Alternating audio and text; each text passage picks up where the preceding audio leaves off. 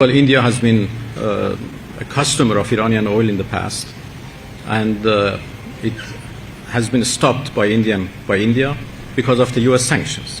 इराणची जी foreign ministry आहे, परराष्ट्र मंत्रालय जे आहे, त्यांनी नुकतंच एक व्हिडिओ जारी केलेला आहे. त्या व्हिडिओमध्ये त्यांनी असं सांगितलंय की आम्ही भारताला भारताच्या टर्म्स प्रमाणे तेल द्यायला तयार आहोत, परंतु दुर्दैव असं आहे की अमेरिकेच्या सँक्शन्स आणि अमेरिकेच्या दबावापोटी भारत हे तेल घ्यायला पुढे येत नाहीये.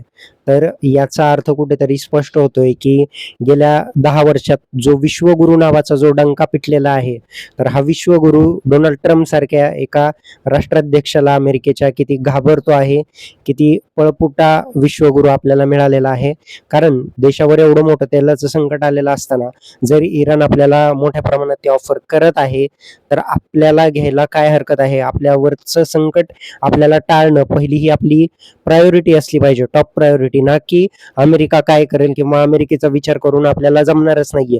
दुसरीकडे आपल्याला प्रबळ देश आहे रशिया, आपण रशियाचं सुद्धा तेल नाकारत आहे कारण अमेरिका आपल्याला नकार देत आहे. तर हे कुठेतरी भयंकर चुकीची गोष्ट आहे आणि विश्वगुरूंना हे कळून चुकलं पाहिजे.